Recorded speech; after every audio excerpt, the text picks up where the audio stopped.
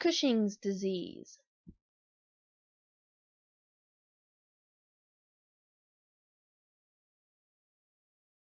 What is Cushing's disease? It's a progressive disease that affects the pituitary gland in older and middle-aged horses.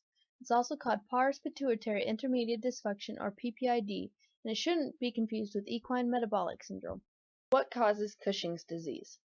The production of dopamine increases the pituitary gland and it increases in size. A tumor called pituitary adenoma develops on the gland, and it increases a hormone called adrenocorticotropic hormone, or ACTH for short. And with the increased amount of ACTH, the hormone cortisol from the adrenal gland also has an increased production. The enlargement of the pituitary gland also causes lots of other hormones to increase. The hormones altogether that are increased are ACTH, cortisol, glucose, and insulin. On your left is a picture of a horse that had Cushing's disease, and as you can see, the pituitary gland is much more swollen than the one on the right, which is a normal pituitary gland. Is your horse vulnerable? Yes, it is. Any horse is vulnerable, but it is not contagious. Researchers found that older horses have a higher chance of getting PPID, especially if they're 15 years and older. But most cases, the horses are in their 20s and 30s. No matter what breed or gender, your horse is susceptible and they are all equally affected. How do you know if your horse has PPID? Hirsutism, which is the long, thick coat that includes the failure to shed around the normal time of year. Polyuria, which is the scientific term for drinking too much. Polydipsia, which is urinating excessively. Laminitis is a common and frequent symptom, and it is caused by the production of corticosteroids by the adrenal gland, and more than 50% of horses who have Cushing's suffer from laminitis.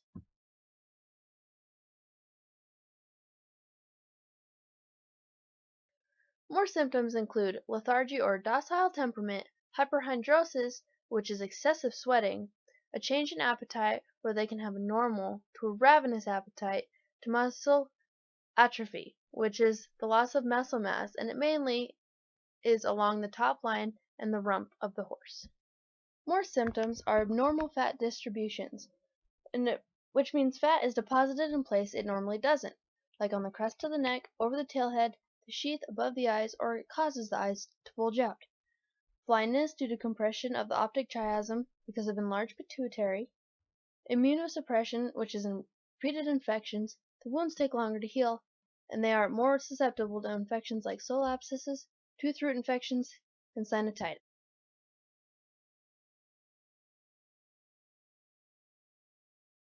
Some more symptoms are infertility. Mares who have Cushing's usually have reproductive problems, like they can fail to have their estrus cycle, have irregular cycles, or have estrus suppression. Ulcers in the mouth are common. A pot-bellied appearance, which occurs when abdominal muscles grow weak and stretch, and mares can have an increase in lactation.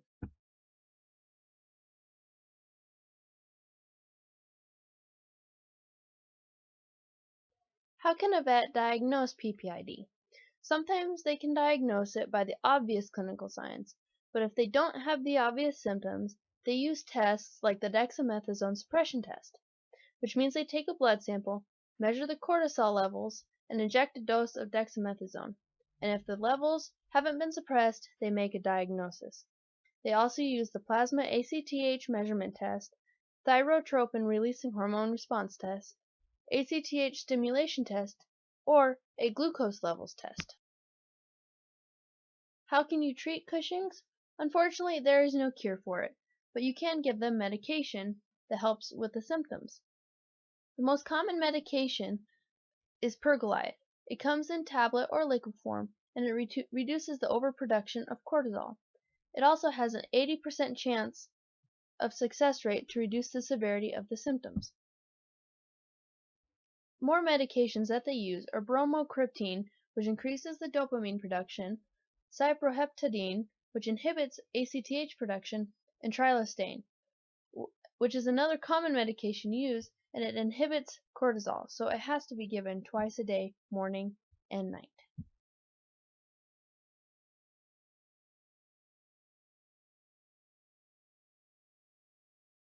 What's your horse's prognosis?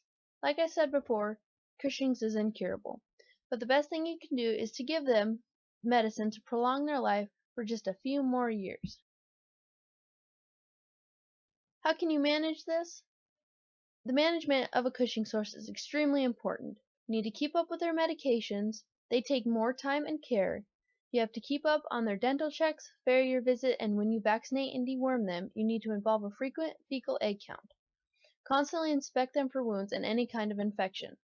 Shaving them during the summer months isn't a must, but it helps keep them cooler during the hotter days, and blanketing them may be required if the horse has a thin coat during the winter time.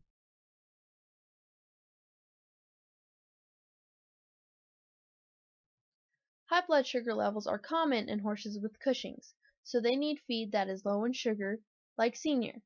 You can give them a multivitamin or a mineral supplement, but you need to constantly monitor their weight. If you have to, you can add calories to their diet, like beet pulp, which is high in calories. You need to keep them off of sweet grass because this can cause laminitis and or colic very quickly. They can have a small amount of pasture time, but you need to be careful of the time of day and the time of year when you put them there.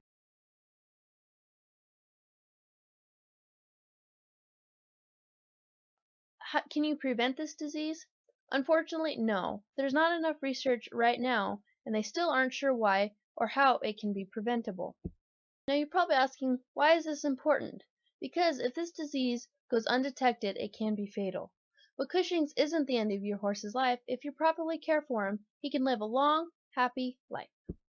Did you know Cushing's has almost the same symptoms as equine metabolic syndrome, but they should not be confused with each other. Even though I said earlier it is common in horses 15 or older, but most cases are in their 20s and 30s, it has been seen in horses as young as 7 years old.